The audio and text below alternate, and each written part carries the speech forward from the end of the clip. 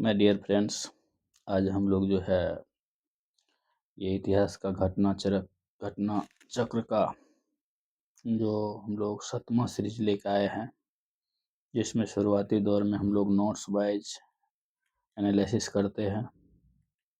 उसके बाद जो हम लोग जो है क्वेश्चन वाइज करते हैं। तो ये आज का टॉपिक जो हम लोग के लिए होगा दिल्ली सल्तनत का प्रशासन, यानी दिल्ली सल्तनत प्रशासन के बारे में हम लोग जानेंगे, जो कि एग्जाम की व्यू से बहुत इम्पोर्टेंट है और इसके बारे में एक एक करके हम लोग जानेंगे दिल्ली सल्तनत के बारे में। तो चलिए हम लोग शुरू करते हैं। गुलाम वंश के सुल्तानों ने 1206 से 1290 तक शासन किया। उसके बाद खिलजी वंश आया, 1290 से लेकर 1320 ईस्वी तक शासन किया। उसके बाद तुगलक वंश आया, 1320 से लेकर 1412 तक शासन किया। सैयद वंश 1414 से 1451 तक शासन किया। लोधी वंश 1451 से लेकर 1526 तक शासन किया।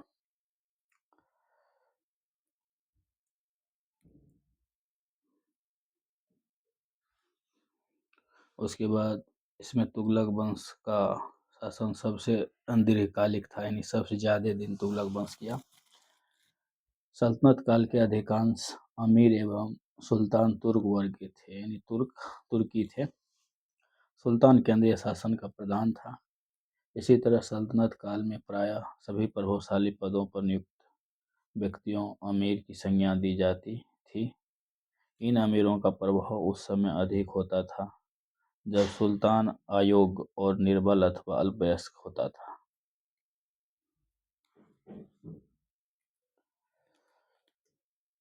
प्रशासनिक विभाग एवं इसे प्रारंभ करने वाला शासक निम्न है। दीवान ए मुस्तखराज, राजस्व विभाग, इसे इम्पोर्टेंट है, इसे बहुत क्वेश्चन बनता है। कौन लाया था? अलाउद्दीन खिलजी। दीवान ए रियासत बाजार नियंत्रण विभाग, अलाउद्दीन खिलजी। दीवान ए अमीर कोही, कृषि विभाग, मोहम्मद बिन तुगलक, MBT। दीवान ए खैरात, दान विभाग, फिरोज तुगलक। दीवान ए बंदगान, फिरोज तुगलक। विभाग एवं उनकी कार्य विधियाँ निम्न थी। उसके बारे में हम लोग जानेंगे, विभाग के बारे में। विभाग एवं उनकी कार्य विधियाँ निम्न है। दीवान ए अर्ज, सेना विभाग से संबंधित। दीवान ए रिसालत, धार्मिक मुद्दे संबंधित विदेशी मामले की देखरेख से संबंधित। दीवान ए इंसा, सरकारी पत्र व्यवहार से संबंधित। दीवान ए वजारत, वित्तीय मामलात से संबंधित राजस्व विभाग।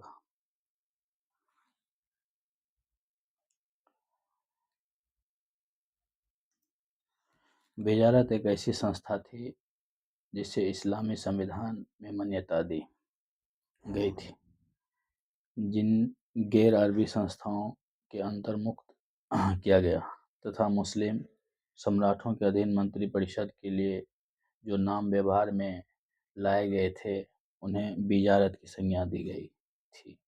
वजारत को एक संस्था के रूप में अपनाने की प्रेरणा अब्बासी खलीफाओं ने भारत से ली थी। मोहम्मद गजनवी के राज्यकाल में अब्बास फजल बिन अहमद प्रथम वजीर हुए, जो प्रशासन व्यवस्था चलाने में निपुण थे। निपुण मतलब जानकार।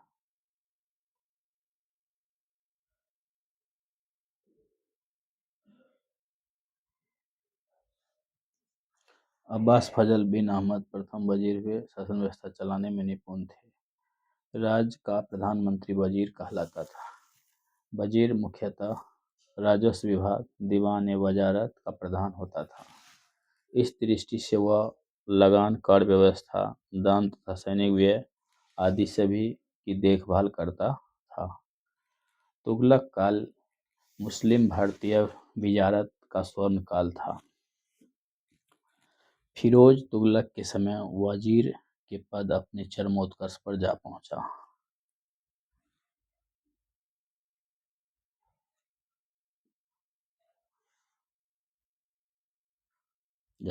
दशमलव प्रणाली के आधार सेना का संगठन और पदों का विभाजन किया गया था। घुड़सवारों की टुकड़ी का प्रधान सरे खेल कहलाता था। 10 सरे खेल के ऊपर एक सिपा सलार, 10 सिपा सलार के ऊपर आगे जाते हैं।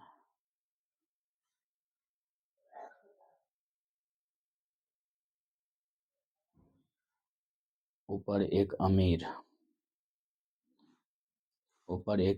10 अमीरों के ऊपर मलिक और 10 मलिकों के ऊपर एक खान होता था। सुल्तान सेना का मुख्य सेनापति होता था। फिरोज तुगलक ने कुरान के नियमों को दृष्टि में रखकर कर निर्धारण किया। उसने कुरान अनुमोदित 4 कर लगाने की अनुमति दी। खराज, बहुत इम्पोर्टेंट, जजिया, खुम्स और जक़ात। खुम्स मतलब लूट का धन, जो लूटता था वो धन, जो युद्ध में शत्रु राज्य की जनता से लूट प्राप्त होता था। इसे लूट 4/5 भाग सैनिकों को बांट दिया जाता था, 1/5 भाग राजकोष में जमा होता था। किंतु अलाउद्दीन खिलजी और मोहम्मद बिन तुगलक ने 4/5 भाग राजकोष में रखा और शेष 1/5 भाग सैनिकों में बांट दिया। सिकंदर लोदी गड़े हुए खजाने से कोई हिस्सा नहीं लिया। सल्तनत काल में शासन की सबसे छोटी इकाई ग्राम थी। स्वशासन तथा पैतृक अधिकारियों की व्यवस्था के अंतर्गत थी। ग्राम स्तर पर चौधरी भूराजस्व सर्वोच्च अधिकारी था। सल्तनत कालीन 2 प्रमुख मुद्राएं जीतल एवं टंका। इल्तुतमिश पहला तुर्क शासक था जिसने शुद्ध अरबी सिक्के चलाए थे। उसी ने 2 प्रमुख सिक्के अर्थात चांदी का टंका और तांबे का जीतल प्रचलित किया था। मोहम्मद बिन तुगलक ने टंका एवं जीतल के अनुपात 1:48 का था। अलाउद्दीन मसूद शाह 1242 से 46 ईस्वी के सिक्के पर सर्वप्रथम बगदाद के अंतिम खलीफा का नाम अंकित हुआ।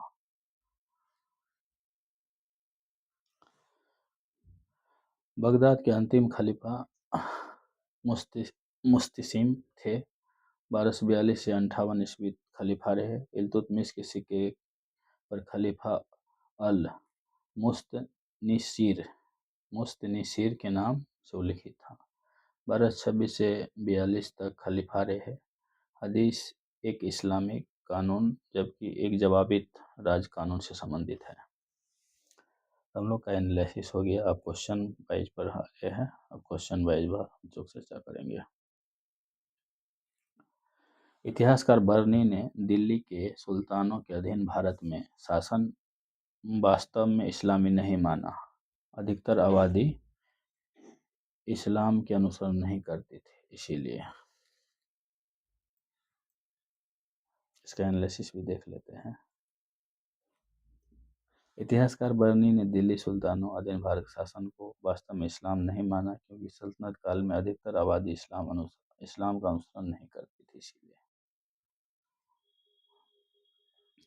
नंबर 2 में सल्तनत काल के अधिकांश अमीर एवं सुल्तान किस वर्ग के थे? तो तुर्क वर्ग के थे। किस वर्ग के थे? तुर्क वर्ग के थे।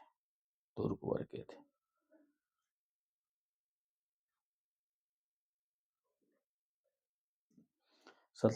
सल्तनत काल के अधिकांश अमीर एवं सुल्तान तुर्क वर्ग के थे। सुल्तान केंद्रीय शासन का प्रधान था। इसी तरह सल्तनत काल में प्रायः सभी प्रभावशाली पदों पर नियुक्त व्यक्तियों को अमीर की संज्ञा दी जाती थी। इस अमीरों का प्रभाव उस समय अधिक होता था जब सुल्तान अयोग्य और निर्बल अथवा अल्पवयस्क होता था। क्वेश्चन नंबर 3 निम्नलिखित कथनों पर विचार कीजिए। दिल्ली सल्तनत के राजस्व प्रशासन राजस्व की वसूली का प्रभारी अमीर कहा जाता था। दिल्ली सुल्तानों एकता प्रणाली प्राचीन देशी संस्था थी। मीरबख्शी पद दिल्ली की खलजी सुल्तानों के शासनकाल में अस्तित्व में आया था। ये गलत है, ये गलत है, यानी एक सही है। दिल्ली सल्तनत राजस्व प्रशासन राजस्व वसूली के प्रभारी अमीर कहा जाता था। ये दोनों गलत है। इसका एनालिसिस भी देख लेते हैं। दिल्ली सल्तनत के राजस्व प्रशासन की प्रत्येक परगना ग्रामों का समूह एक अमील या अमल गुजार की नियुक्ति की जाती थी। जो परगने के राज संग्रह के कार्य करता था। इक्ता प्रणाली भारत की प्राचीन देशी संस्था न होकर अरब मौलिक प्रणाली थी, जिसका उद्भव पश्चिमी एशिया ईरान में हुआ था। इसे दिल्ली सल्तनत में इल्तुतमिश द्वारा लागू किया गया था। मीर बख्शी सैन्य विभाग के प्रमुख और मनसबदारों प्रमुख मुगल काल का पद है, न कि सल्तनत काल का। सल्तनत काल में सैन्य विभाग का प्रमुख दीवान ए आरिज कहलाता था। चौथा नंबर क्वेश्चन पर आ गए हम लोग। निम्नलिखित में से कौन एक विशिष्टा इक्ता व्यवस्था नहीं है? इक्ता एक राजस्व एकत्रित करने की व्यवस्था, सही है। सियासतनामा इक्ता व्यवस्था की जानकारी का एक स्रोत नहीं है। इक्ता एकत्रित राजस्व सीधा सुल्तान खाते में जाती थी, सी सही है, डी गलत है। नेक्स्ट इसके बारे में एनालिसिस भी देख लेते हैं। भारत में सल्तनत काल के दौरान इल्तुतमिश द्वारा इक्ता प्रणाली का प्रचलन किया गया था। इक्ता व्यवस्था के तहत इक्तादारों मुक्ति को उस भूक्षेत्र राजस्व और करों को एकत्रित करने की जिम्मेदारी दी जाती थी। इक्ता से एकत्रित राजस्व सीधा सुल्तान के खाते में नहीं जाता था, बल्कि इस राजस्व से मुक्ति अपने सैन्य और प्रशासनिक व्यय पूरे करता था तथा उसे इस राजस्व से सुल्तान की सेवा हेतु सैनिक रखने वाले खलीसा भूमि से प्राप्त आय सीधे सुल्तान खाते में जाती थी। अबू अली हसन इब्न अली तुसी निजाम उल मुल्क फारसी पुस्तक सियासतनामा में प्रारंभिक इक्ता व्यवस्था का विवरण मिलता है।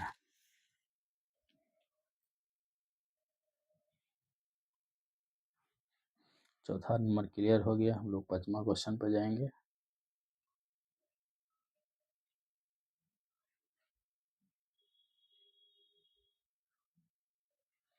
मध्यकालीन भारत के संदर्भ में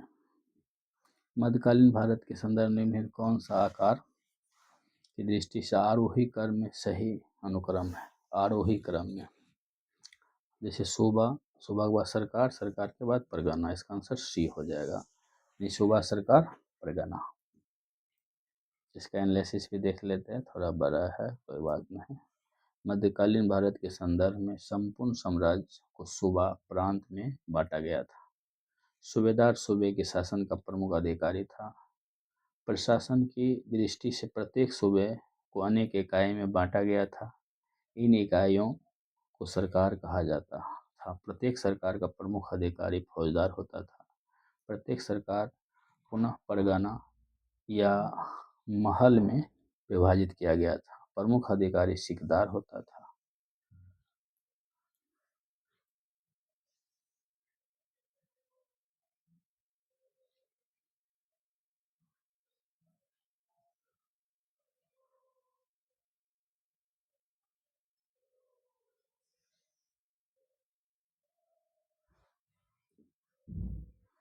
सिकदार होता था। परगने के अंतर्गत गांव होते थे, जिन्हें माबदा या दीह कहा जाता था। माबदा के अंतर्गत बहुत छोटी छोटी बस्तियां होती थी, जिन्हें नागला कहा जाता था। शाहजहां के शासनकाल में परगना तथा सरकार के बीच एक और इकाई का निर्माण किया गया, जिसे चकला कहते थे, जिसके अंतर्गत कुछ परगने आते थे। अतः मध्यकालीन भारत में आकार की दृष्टि सही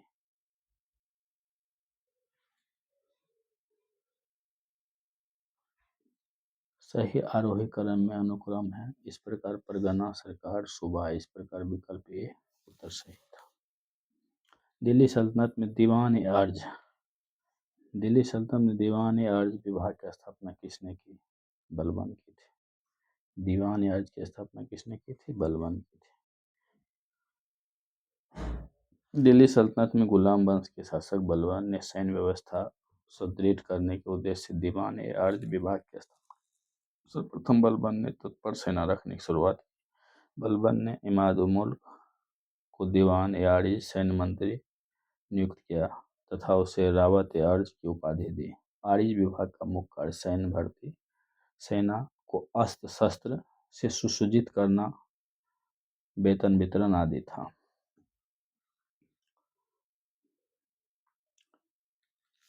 निम्नलिखित में से कौन सा योग सम्मिलित नहीं है?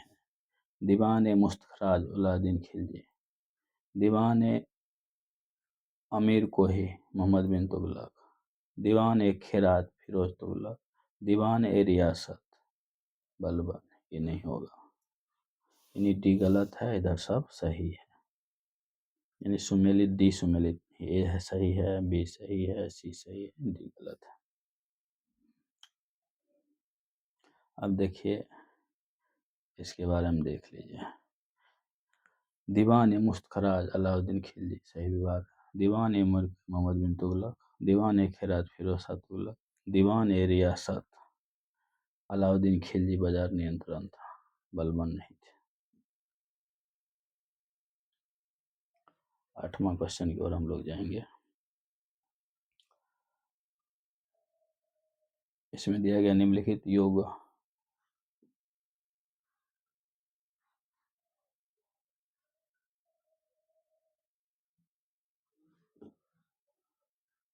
निम्नलिखित युग्मों में से कौन सा सही रूप से सम्मिलित है? दीवान ए बंदगान फिरोज शाह तुगलक, दीवान ए मुस्तखराज बलबन नहीं लाया था, दीवान ए कोही अलाउद्दीन खिलजी नहीं लाया था, दीवान ए अर्ज मोहम्मद बिन तुगलक नहीं लाया था। सिर्फ एक ही सही, दीवान ए बंदगान फिरोज शाह तुगलक। इस कौन लाया था ये भी देख लीजिए, इसमें दिया हुआ।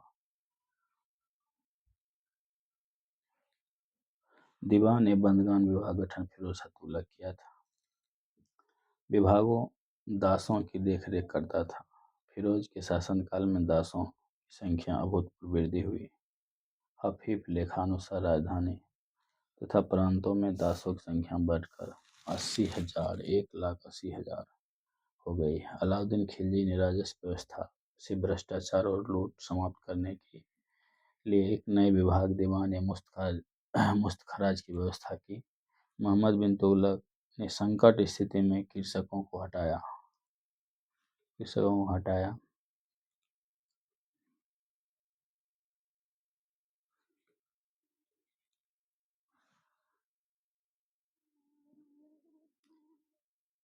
प्रदान करने कृषक दीवान ए कोही का स्थापना, दीवान ए अर्ध सैनिक विभाग का स्थापना बलबन ने की। दीवान ए अर्ध सैनिक विभाग का बलबन।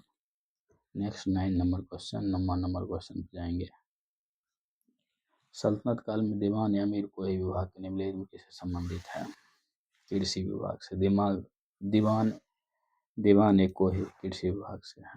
तो कौन लाया था उसके बारे में जान जाएंगे। मोहम्मद बिन तुगलक ने कृषि की उन्नति के लिए एक नया विभाग दीवान ए कोही का स्थापना की। इस विभाग का मुख्य कार्य कृषक प्रत्यक्ष सहायता देकर अधिक भूमि कृषि कार्य के अधीन लाना था।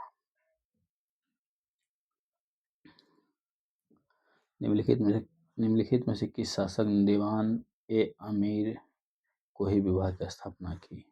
मोहम्मद बिन तुगलक किया था। यानी दीवान ए अमीर कोही विभाग की स्थापना कौन किया था? मोहम्मद बिन तुगलक किया था।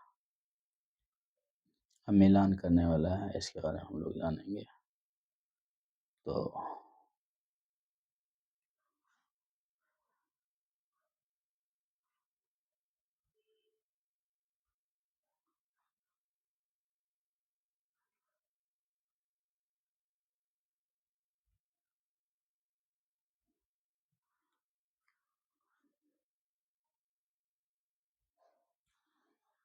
उसी क्वेश्चन का जो है कौन कौन लाया था? मध्यकालीन भारत दीवान, मध्यकालीन में दिए गए विभागों उनकी कार्यविधि सम्मेलन निम्नानुसार है। दीवान ए अर्ज सेना विभाग से संबंधित, दीवान ए रिसालत धार्मिक मुद्दे संबंधित विदेशी मामले संबंधित, दीवान ए इंसा सरकारी पत्र व्यवहार से संबंधित, दीवान ए वजारत वित्तीय मामलत संबंधित।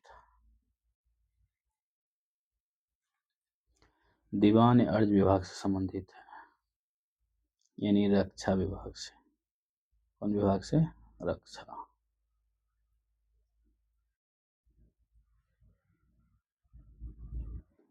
दीवान ए आरिज अथवा आरिज ए ममालिक सल्तनत काल में सैन्य विभाग के प्रमुख अधिकारी होता था। आरिज ए ममालिक विभाग दीवान अर्ज कहलाता था।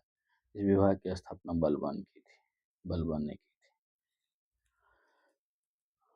निम्न से किस राजवंश के अंतर्गत विजारत का चरमोत्कर्ष हुआ था?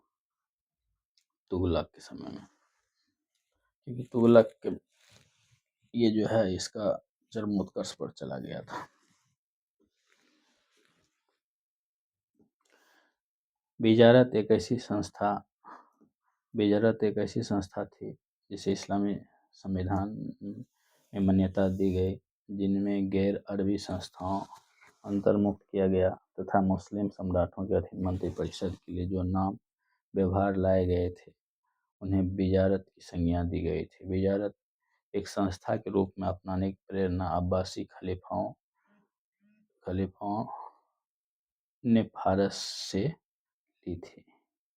महमूद गजनवी के राजकाल में अब्बास फजल बिन अहमद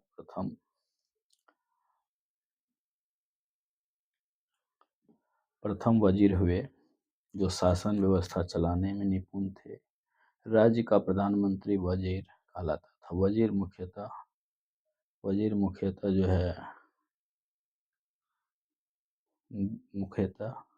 राजस्व विभाग दीवान ए वजारत का प्रधान होता था। इस दृष्टि से वह लगान, कर व्यवस्था, दान तथा सैनिक व्यय आदि सभी की देखभाल करता था। तुगलक काल मुस्लिम भारतीय विजारत स्वर्ण काल फिरोज तुगलक के समय वजीर के पद अपने चरमोत्कर्ष पर जा पहुंचा।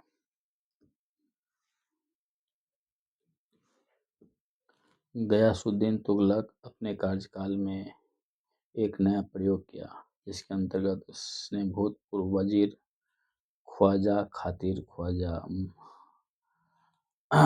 मुहतजब तथा निजाम मुल्क जिनोदी को सम्मानपूर्वक आमंत्रित किया। वह न केवल महत्वपूर्ण मामलों में उनसे सलाह लेता था, बल्कि उनके विचारों को महत्व भी देता था।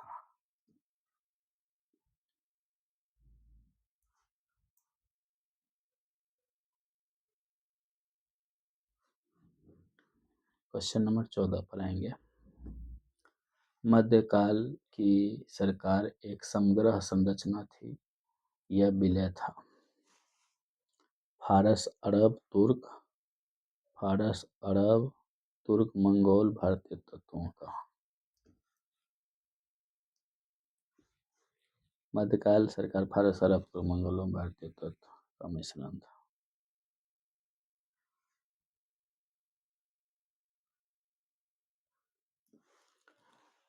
निम्नलिखित में से कौन सा भूमि उत्पाद पर लगाने वाले कर को इंगित करता है? खराज, उसके बाद उसर, उसके बाद जो है मुक्ताई, यानी 1, 2, 4, 1, 3 और 4 मुक्ताई।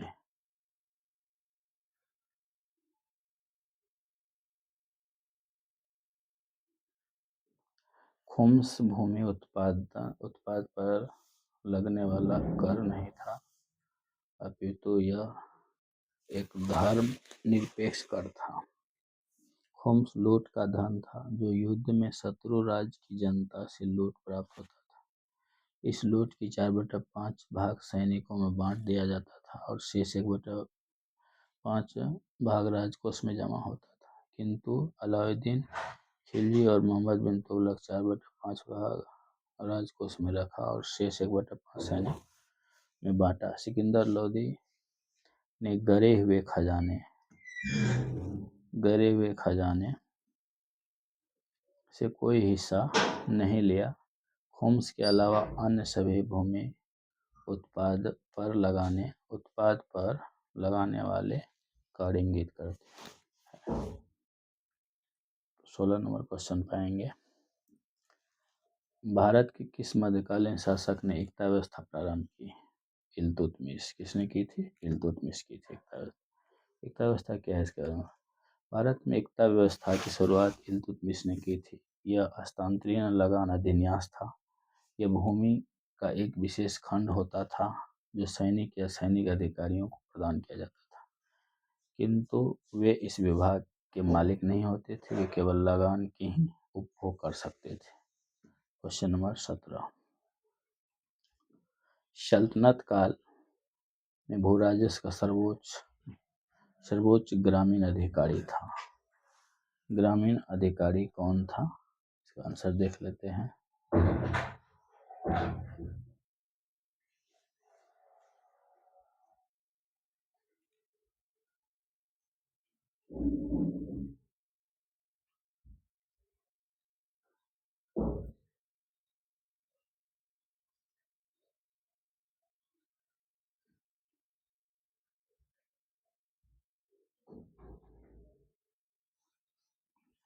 सल्तनत काल में शासन की सबसे छोटी इकाई ग्राम था, जो स्वशासन पैतृक अधिकारी व्यवस्था के अंतर्गत था। ग्राम स्तर पर चौधरी भूराजस्व सर्वोच्च अधिकारी था। इस प्रकार राज्य के कर्मचारी किसान के प्रत्यक्ष संपर्क में न था, बल्कि वंशानुगत परंपरा चले आ रहे थे। गांव अथवा जिले का अधिकारी संपर्क में रखते थे और किसानों लगान वसूल देते थे।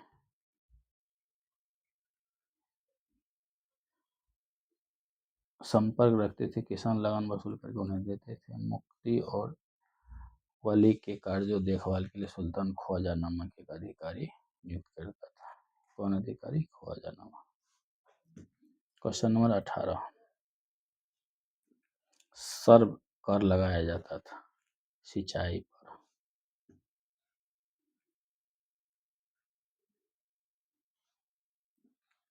फिरोज तुगलक ने कुरान के नियमों की दृष्टि से रखकर यह निर्धारण किया कि उसने कुरान में अनुमोदित 4 कर लगाने की अनुमति दी: खराज, जजिया, खुम्स, ज़कात। धार्मिक नियमों विद्वानों से परामर्श करके उसने खेती की उपज 10% कर दर की सिंचाई कर सर्व लगाया। फिरोज तुगलक अपने समय का 28 कष्टदायक करों को समाप्त कर दिया। 19 नंबर क्वेश्चन पर आ गया है। जवाबित का संबंध किसे था? राज्य कानून से। जवाबित का संबंध राज्य कानून से। प्रशासनिक शब्दावली जवाबी संबंध राज्य कानून से है। Question number 20। हदीस एक है इस्लामिक कानून। क्या है? हदीस क्या है? इस्लामिक कानून है। हदीस इस्लामिक कानून है। इस्लाम धर्म के मूल स्रोत कुरान के बाद दूसरा स्रोत हदीस है। दोनों को मिलाकर इस्लाम धर्म संपूर्ण व्याख्या और इस्लामी शरीयत की संरचना होती है। Question number 21। सल्तनत काल में फवाजिल का अर्थ था अभिजात वर्ग दिया जाने वाला अतिरिक्त भुगतान, वेतन के बदले निर्धारित मालगुजारी। और ऑप्शन देख लिया जाए।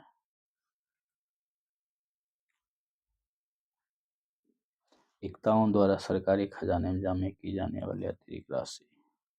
तो आंसर आपका सी हो जाएगा। कृषक की जाने वाली कानूनी ये तो नहीं होगा। चलिए इसका एनालिसिस भी देख लिया जाए। सल्तनत काल में फवाजिल या फाजिल शब्द आशा इक्तादारों द्वारा सरकारी खजाने में जमा की जाने वाला अतिरिक्त राशि है। Question number 22। सल्तनत काल में 2 प्रमुख मुद्राओं पता निम्नलिखित में कोट करें। 2 और 4। जीतल और टंका।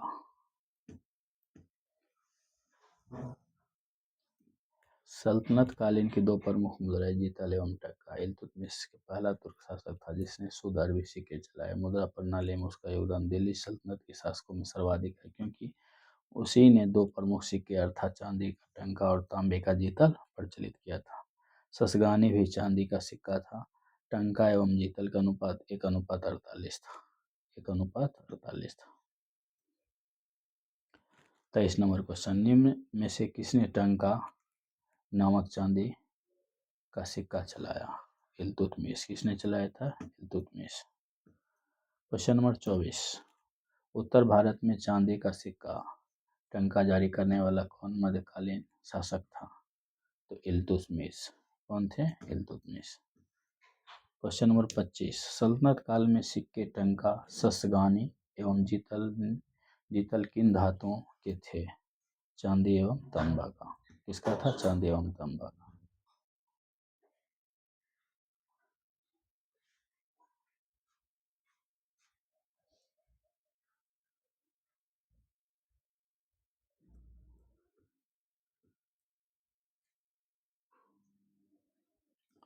किसके सिक्के पर बगदाद के अंतिम खलीफा का नाम सर्वप्रथम अंकित हुआ था?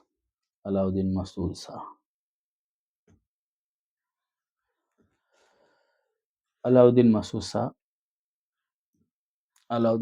शाह 1242 से 46 के सर्वप्रथम बगदाद के अंतिम खलीफा का नाम अंकित हुआ। बगदाद के अंतिम खलीफा अल मुस्लिम या 1242 से 58 तक खलीफा रहे हैं। इल्तुतमिश के सिक्के पर खलीफा अल मुस्तिनिसर नाम उल्लिखित था, जो 1226 से 42 तक खलीफा रहे हैं। तो आज ये क्वेश्चन एनालिसिस भी खत्म हो चुका है। अब जो है नया टॉपिक कल जो हम लोग लेकर आएंगे दिल्ली सल्तनत कला एवं स्थापत्य के बारे में, और जो है आप लोग क्रमबद्ध देखिए, उसके बाद जो है बहुत अच्छा रहेगा।